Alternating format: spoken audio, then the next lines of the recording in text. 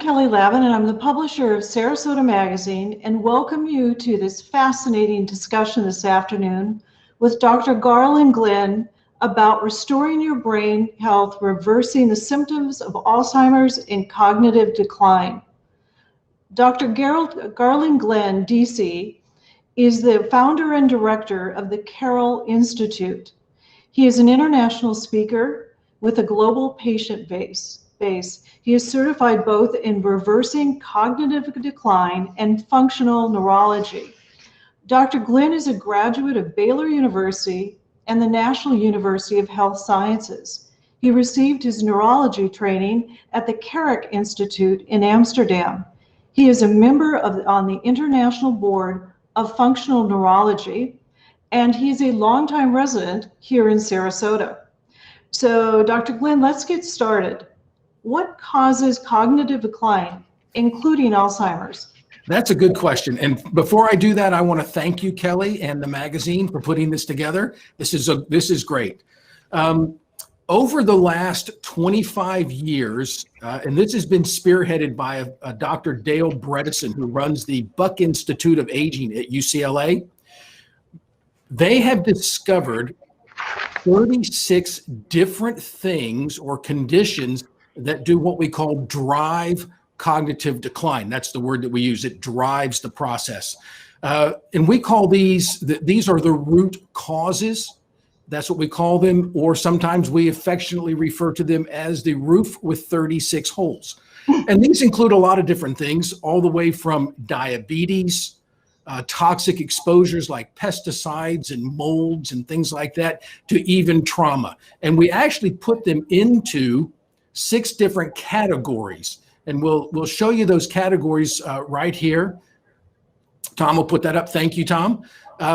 We break these 36 different things into these groups. The first group is inflammation. And inflammation, that sounds a little vague at first, but inflammation is what happens anytime tissue gets damaged. And it doesn't matter if it's when you sprain your ankle or you get bitten by a mosquito. That is an inflammatory process. The second thing is blood sugar regulation. And the biggest example of that is diabetes. I mean, diabetes is a big problem now. The next thing are hormonal and nutritional deficiencies. And these are especially prevalent as we age. The next group of things is what we call toxins. And toxins can be all types of heavy metals, like lead, aluminum, stuff like that, all the way to pesticides and mold. The next category is vascular. And we often think of this in terms of stroke. Stroke is when you lose oxygen to your brain. But you can also have very slow oxygen deficit over the years. And then the last group is what we call trauma. And trauma could be everything from hitting your head on the windshield in a car accident to repetitive injury playing football when you were in high school. All of these things combine together to drive what we call cognitive decline or the various forms of dementia. So which ones of these do you see the most in your office, in your practice? What we see most is a combination of inflammation and blood sugar regulation. There's lots, and all of these things, they overlap to a certain degree. But the main thing that causes inflammation is the high carbohydrate diets that we've eaten for the last 60 years or so. And of course, high carbohydrate diets is what has driven the epidemic of diabetes. Now close to 40% of Americans are diabetic. So those are the 2 things that we see the most. Well, boy, I think all of us, as we think back on our diet and what actually was promoted to us to eat Yes. in this age group as a younger child. So, gosh. So what are some of the first signs of cognitive decline? And at what age do they begin to appear? All right. These are things that a lot of times we've sort of been told as we've grown up that these are just, not important, don't worry about them. But the first thing that we typically see is something called mental fog, or some people call it brain fog. When I was in school in the middle 80s, we didn't even have a word brain fog. But brain fog is actually one of the very earliest signs that something's going on that shouldn't be. The next thing is mental fatigue. Mental fatigue is when you can't do something for as long as you used to, like read or drive or something like that. You just can't do it for as long. Decreased sharpness and recall speed. You're just not quite as sharp as you were. You know, nobody keeps a checkbook anymore, but that'd be a great example of being sharp. Forgetting words, faces, names, those are all a little bit different. But you know, this thing about forgetting words, we joke and we call it a senior moment. But a senior moment means something isn't working. And we've sort of been told over the years that, oh, this is normal. Well, back to the concept of diabetes. Something might be common, but that doesn't make it normal. Nobody would call diabetes normal, even though it's very common. Well, forgetting words is common, but that doesn't make it normal. It's a sign that you're not accessing stored information back in your brain like you ought to. Difficulty recalling recent events. That's an issue. Depression. You know, depression is a really strong indicator of neurodegeneration. And as a matter of fact, one of the largest groups of pharmaceuticals used in the United States are antidepressives. What you really have to do is you have to find out what is driving that problem. So that's a big issue. Vision issues, and this is more your inability to differentiate contrast and shades. The next two, I always put them together, loss of smell and constipation. Now, those are actually the earliest two signs of Parkinson's disease. Constipation is another thing that is very, very common. As a matter of fact, I see it in more people than I don't. When you're not going every day, your brain and your gut are not talking to each other like they should. That's something that should not be dismissed. So constipation is another really, really big thing. Any of these things that you see in this list here, if these are going on, you need to identify what is causing it and see if you can fix that. So I'm looking at this list and I'm going, oh my gosh. There are some of these that I am recognizing now, and boy, and I have to say that is so great why I've met you, because I'm realizing there is something we can do about it. But what happens if someone doesn't pay attention and you just, once this decline starts and they just ignore it, what happens? Well, whatever causes these things to happen, they don't just happen. All right. We all know examples of the 94-year-old college professor that's still as sharp as the freshman students. These things develop very, very slowly over time. And whatever's causing them, if you don't address them, it will continue to escalate and get worse and worse. So what happens is, and I think I have this laid out. If you want to bring that up, Tom, the way we look at this is everybody hopefully starts off at some version of normal. There you go, nice and healthy, and your brain's working great, and so on and so forth. And then very slowly we get into something that is called subjective cognitive impairment. Now, subjective cognitive impairment is when you reach for a word and it's not there. And so what happens is you will use a different word, or you open the refrigerator and you can't remember what you were looking for. All right. This is when you can recognize you're starting to slip a little bit, but people who know you well, spouse, your kids, your best friend, whatever, people who know you very well, they don't see anything yet. So you're recognizing it, but they're not. The dangerous thing here is the more educated you are, the farther you can slip into this subjective cognitive impairment before it starts to become noticeable. All right. Subjective cognitive impairment can sometimes last anywhere from as long as 10 to 20 years before you move into this middle stage called mild cognitive impairment.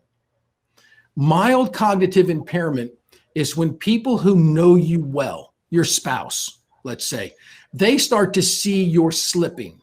But somebody you might meet casually at a party or a gathering of some kind or at the store or whatever, they wouldn't know. They think that's just your personality. Mild cognitive impairment, you're progressing pretty quickly down the slope towards the early stages of Alzheimer's or another type of dementia. By the time somebody who doesn't know you can tell that you're slipping, you're already into the early stages of Alzheimer's. So if you meet somebody and you can tell they're not mentally sharp like they should be or whatever, by the time they get there, they're in a lot of trouble already at that point. And this whole progression from normal, healthy, whatever you want to call that, down into this early stages of Alzheimer's, this can go on for 20 years or more. And the goal that what we're trying to do is we're trying to show people how to catch this way early before it can progress down into these later stages. By the time you get into later stage Alzheimer's, there's very, very little that can be done. So you really want to catch this stuff early. And that leads me to a question that we received over and over prior to the seminar today. And it's about the risk due to family members having Alzheimer's or other forms of dementia. What does it mean if I have a history of cognitive decline in my own family, like a parent or a grandparent? Okay. This is where a lot of people, as a matter of fact, a lot of people are coming to us now because they say, I've been taking care of my mom, or I'm watching this happen to my parents, or I watched it happen. And one, they want to be sort of proactive, but also there's a little bit of fear that can be involved because you're kind of, is this going to happen to me? There's a lot of genetics involved, but the main one that we call the Alzheimer's gene, it's actually called the APOE4 gene, but we each have 2 copies of this gene. You get one from mom and one from dad. All right. The probability or the risk factor, the way it works is if you don't have any genetic predisposition at all, then you run about a 10% risk of developing Alzheimer's or some other form of dementia. If you have 1 copy of the gene, then your risk goes up to about 35%. So this is a significant increase. If you have 2 copies of the gene, your risk is well over 50%. So you've got more of a risk of developing it than you do of not developing it. Now, I always like to make this statement, and that is your genetics are not your destiny. All right. They're your roadmap. Let's call them a roadmap for what you ought to be doing. So let me describe the genetics like this. You get out on the Tamiami Trail. All right. And you're going 85 miles an hour. Your probability or your risk of having an accident would go up significantly. It doesn't mean you will have an accident, but your risk of having an accident goes up a lot. If you get out there and drive 45, other than getting people ticked off at you, that doesn't mean that you won't have an accident, but your risk would go way down. All right. So we look at the genetics and we say, what is your risk? And I try to use that. This is not something that should strike fear. It's something that should motivate people. If you have Alzheimer's in the family, the motivation for being proactive as early on as you possibly can should go way up. That's the way I look. That's the way we look at the DNA and the risk factors. Now, not every cognitive disease or condition has a gene. So for example, some Parkinson's are not genetic. That's true. So not everybody should strike fear. You just need to be educated. You need to understand. Good point. Yes. As a matter of fact, dementia is sort of the umbrella under which all forms of cognitive decline exist. So you mentioned Parkinson's. Parkinson's is a form of neurodegeneration or cognitive decline. It has very specific symptoms that you see. But by the way, by the time somebody develops the tremor that you see in Parkinson's, the degeneration of that part of the brain, it's called the basal ganglia, but the degeneration of that part of the brain has been going on for at least 20 years. And so, but we now have ways to pick this up a lot earlier, and I think we're going to talk about that in a little bit. Well, let's find out. So if I'm beginning to experience brain fog, which I think a lot of us are going, oh, that's just the COVID problem right now. But walk me through the process. When I come to you, what happens, what first happens, and then go through the steps. All right. So when somebody comes in to see us, well, first of all, people come to see us because they want to be proactive and do something, or something's going on and they're looking for help. So the very first thing we start off with is a very detailed questionnaire. And as a matter of fact, we probably ask more questions than most people have ever been asked before. The more that we know about you, the better we can find out what is uniquely going on with you. The next thing that we do in the office is we do a computerized test. We have several places here in the office set up to do this test, and they've run well over 10 million tests like this. So we have a great database to draw from. But we do a computerized test. It's called a CNS, or central nervous system vital signs. So we all know about our vital signs. You go to the doctor and he checks your blood pressure and your temperature and your pulse rate. Those are your vital signs. So what we do is we have a test that can tell us what your central nervous system or your brain's vital signs are, and we can tell how well your brain is working. So I use this example. It's like if you go to check out a car, you need to drive. You want to drive the car. You want to see if it runs properly, if the transmission shifts, if the air conditioning works. You want to see how all the different systems function. And we're able to do that with this test. It takes about 30 minutes. And it's non-invasive. We don't poke you with anything or stick you with needles or anything like that. Once we get that data, then we sit down and we have a very thorough consultation. We sit and talk. Unfortunately, most doctors don't talk to their patients anymore. But what we do is we sit down and talk about what is happening with you.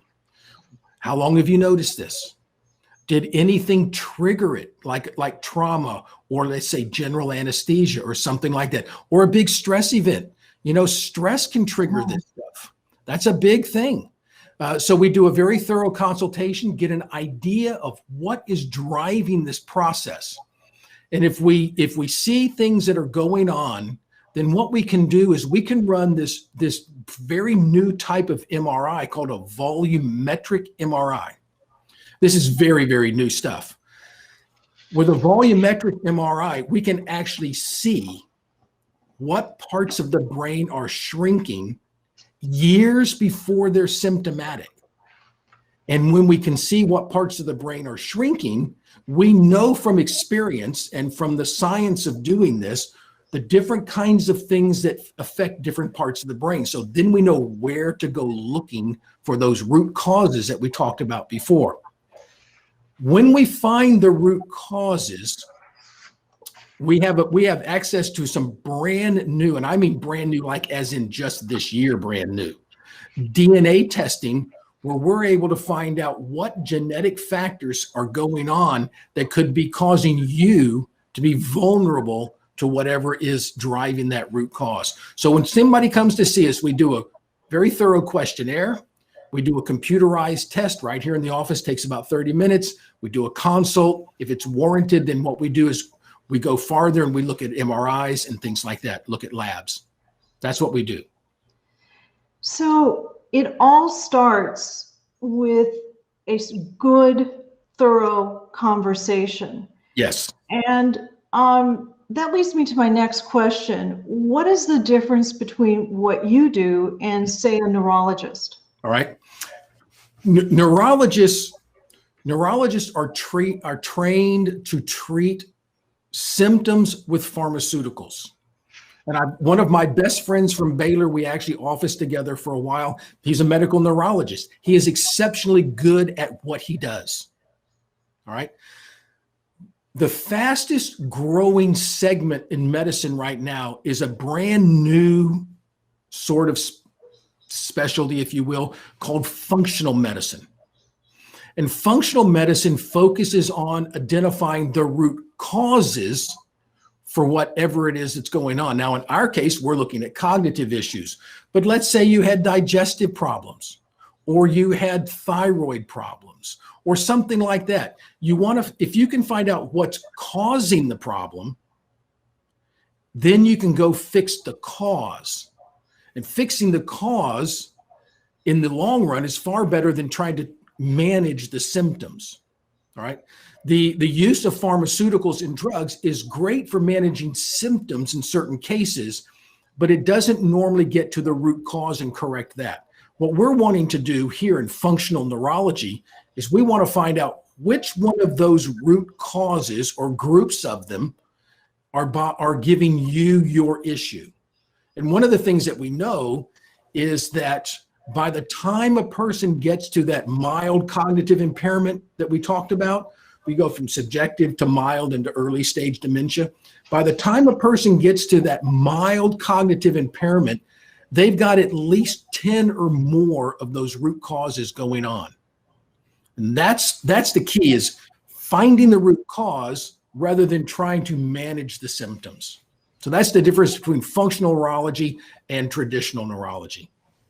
So essentially you can, and let's just say if you have a bad diet, or you're in a very stressful situation that is more of a chronic. I mean, when you mention stress, it seems like you're talking about not the momentary stress that you're angry at somebody who made a crazy left turn in front of you or something, but you're talking about more long-term stressful situations. Is that right? Mm-hmm. Yeah, and actually, I'm glad you brought that up. This has just recently been published, and I found out about it from a colleague of mine, Dr. Karazian, and that is when you get upset with somebody, whether it's your spouse or that jerk that just cut you off, right? And we all have that happen sometimes. There is an inflammatory response called interleukin-6 that goes on in your brain. If you get upset with somebody, those inflammatory markers can go up for as long as 3 days. Wow. Yes. And so if you take a major stressor, such as moving house, losing a loved one, getting married. I always tell people, building a house is stressful. Having your house burned down is stressful. Stress doesn't know if it's good or bad. It just is. And stress, the whole thing with our lockdown and everything has caused a lot of stress. And I've actually seen that as a trigger for a number of people. So emotional stress is a big trigger for we sort of treated this my dad was a Marine Corps drill instructor. All right. And stress was one of those things in my family that was considered to be a character flaw. My dad, he's one of the, you got to be stressed. I'll give you something to be stressed about. And so, but stress is actually a big, big thing. By the way, I wanted to mention something. I lost 3 grandparents and my father-in-law to this. And I've got an uncle who played pro ball for the Colts when they were in Baltimore. He was a center. And you know what centers do on the football field? They snap ball, hit head. He's in his 70s. It's not good. So this is very real thing in my family. So that's, yeah. But no, stress is a big, big trigger for these things. So tell us about the programs that you offer for people who want to be proactive and prevent cognitive decline. Okay. We have people come to us all the way from they're wanting to be proactive. They see something happening in their family or whatever. They're not experiencing any symptoms yet, all the way to people who are in early to mid-stage Alzheimer's. So we have the whole spectrum of people that come to us. What we do depends on where you are and what is going on. But we have everything from, we run some basic labs, get some markers about where you are, look at your DNA, make lifestyle recommendations for you. Lifestyle, we sort of think of lifestyle as, oh, that's not a big deal. Well, what you eat is a big deal. How well do you sleep? Several people ask questions about sleep, and we'll talk about that in a minute. Sleep is very important. Do you exercise properly? And exercise properly doesn't mean you spend like 3 hours a day on the treadmill. There's a very specific way to exercise that's good for your brain. So some people just want some lifestyle instruction. They want to know based on their DNA which supplements maybe they should be taking, all the way to people who are already into cognitive decline and Alzheimer's and dementia. Those people, we need to go in and find those root causes. And we have very specialized lab testing. As a matter of fact, we have our own panels with LabCorp that we have designed over the years of research and stuff. We have our own LabCorp panels that are specifically designed to find the root causes that do this. So we have different programs, but at the end of the day, every program is tailored exactly to the person who's needing the help and what they need. And we back that up with labs and things. So there's no cookie cutter program. Anytime somebody tries to give you a cookie cutter program, you need to run as fast as you can. And because this is a very, very individual situation. So do people come with their partners, their spouses, their partners, perhaps even a caregiver? Yeah, it's especially important the farther into the progression people are. I always tell people, I can find out more from your spouse than I can from you.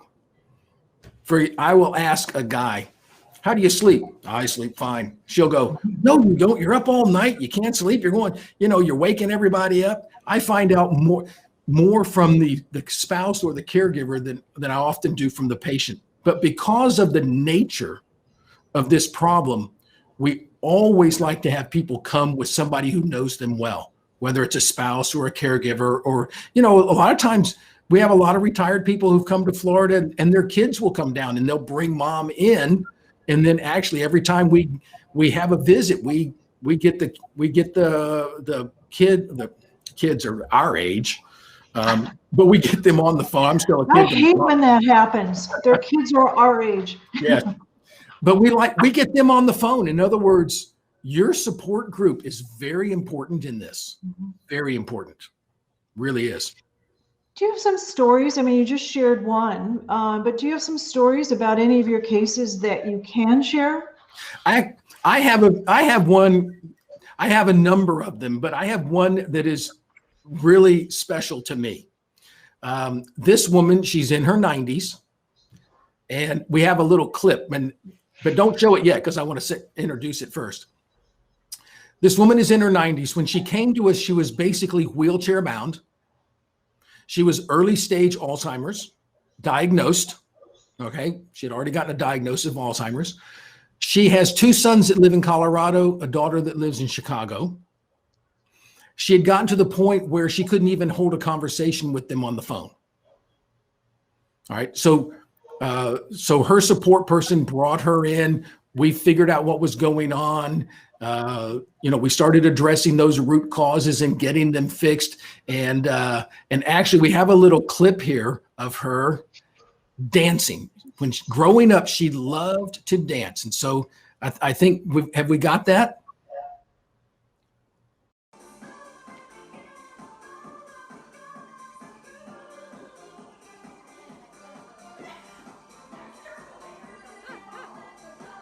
She's talking to her kids on the phone every night. She is absolutely all here. And I would give anything to have that moment with my mom back. wouldn't that be great? And yeah. Oh gosh. Yeah. But that is what we see. We see those kinds of results every day. We had a situation last week where somebody was in and the daughter said, for the first time, and I can't remember when, mom realized that I was her daughter. Oh. I mean, this is real life. This is what family is about. And this is the whole thing about cognitive decline, is that it doesn't just affect the person. It affects the whole family. That's the big tragedy in this. So. Well, and it speaks to why get help. Mm-hmm. Because it affects the whole family. And I know there are a lot of people out there, and a lot of people that I work with, and obviously in the age group, that Right. you've had a parent decline, and Mm-hmm. it's heartbreaking, but now realizing that it also has an impact on your own mental and cognitive It does. condition. So, wow. Yeah, it really does. We received a lot of questions about the importance of sleep. Can you elaborate on that? Yeah.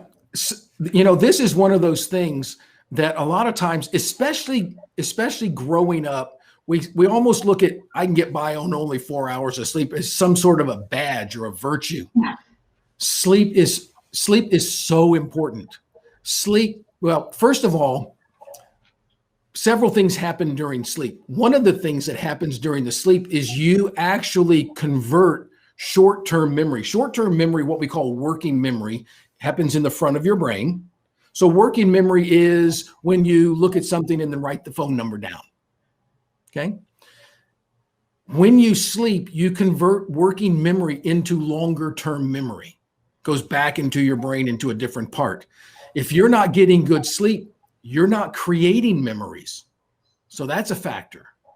The other thing that happens during sleep is like when the cleaning crew comes in and cleans up your house and carries out the trash. And your body every day, the process of metabolism is always producing byproducts of waste and things that need to be gathered up and gotten rid of. And you do that when you sleep. Now there's two things that you need to look at when it comes to sleep. One is, how well do you fall asleep? You should be able to lie down at whatever reasonable time is for you, all right? And you should be able to fall asleep in 10, 15, no more than 20 minutes. If you're not falling asleep easily, something is going on with your cortisol and melatonin. The other thing is, you should be able to sleep through the night. Now, as we get older, we often need to go more often. All right. Now, if you need to get up in the middle of the night and go to the bathroom, and you get right back in bed and you fall right back to sleep, that qualifies as sleeping through the night. But if you get up and go to the bathroom, you get back in bed and you lay there for an hour and a half before you can fall back to sleep, that's something called reactive hypoglycemia, which is actually sort of the reverse of diabetes and is just as damaging on the brain as diabetes is. All right. So you should be able to fall asleep easily. You should be able to sleep through the night, and you should feel rested and rejuvenated when you wake up. Otherwise, we need to find out why you aren't. And if we find out why you aren't, then we'll fix it. So that's sleep is really important. And along with diet and exercise, those are the three most important lifestyle things you can do. We received probably the most, the question we received the most of revolves around diet and supplements. But can you recommend, what do you recommend for brain health? This is one of those questions that we can, well, first of all, I'm going to say, maybe we should do another Facebook Live thing about just diet for the brain. Because you can talk about this for days. But on the one hand, it has to be very personalized to each person, which supplements would work for you and which ones don't you need and so forth.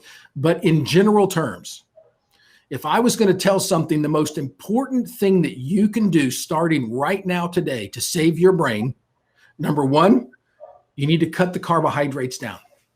We've been eating way too many carbohydrates since the 1960s. Carbohydrates, that's a fancy word for sugar. Sugar is inflammatory. So you want to cut your carbohydrates down, and you want to replace those carbs with good quality fats, not the bad fats, good quality fats and good quality protein. All right. The other thing, and this is becoming more and more prevalent as the years go by, is the avoidance of gluten.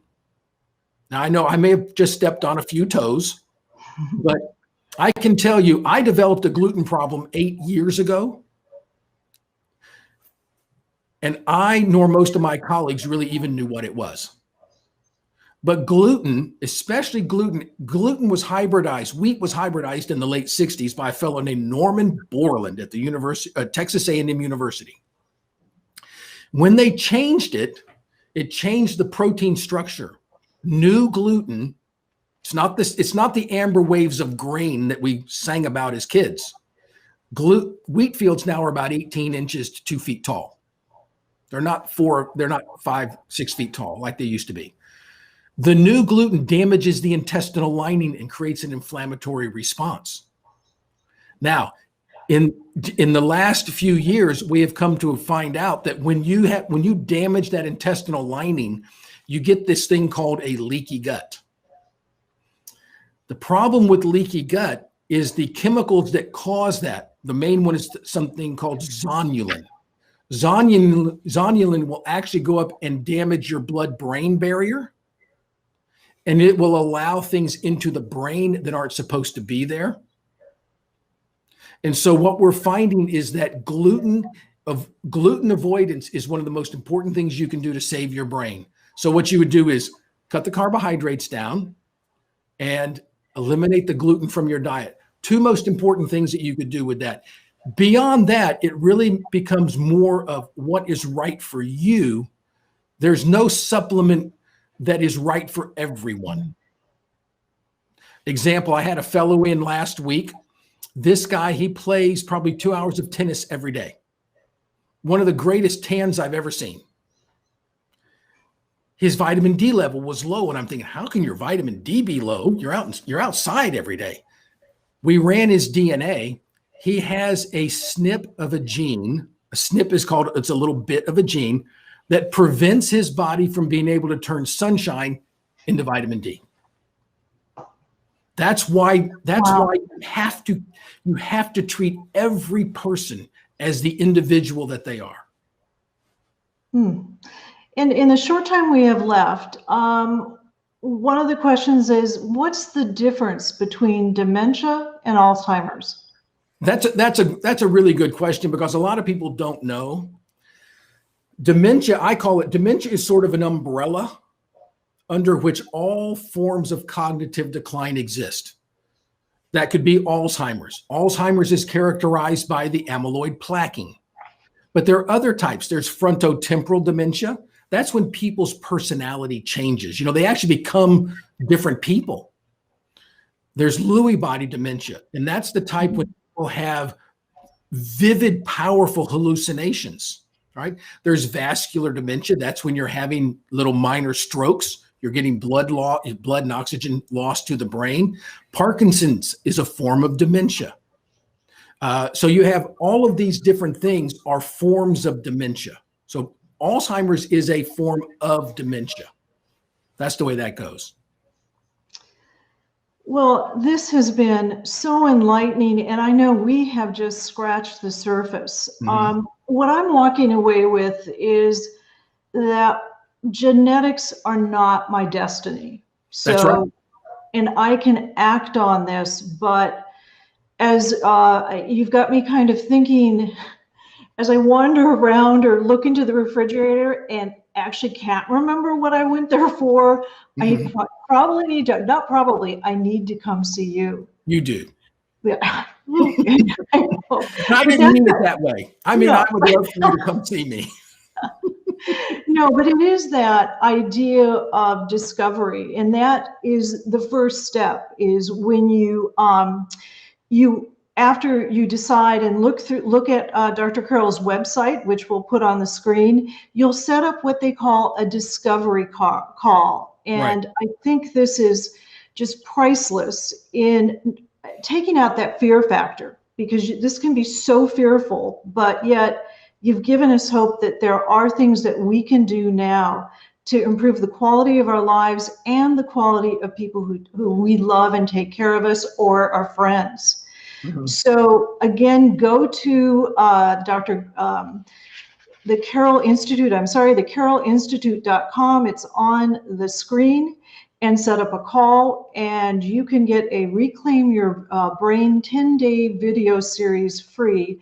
And I have watched it, and I'll tell you, this was possibly the best 10 days I have spent, because it does show that there is hope. There is hope. Great. There sure is. Dr. Glenn, thank you very much. Thank you.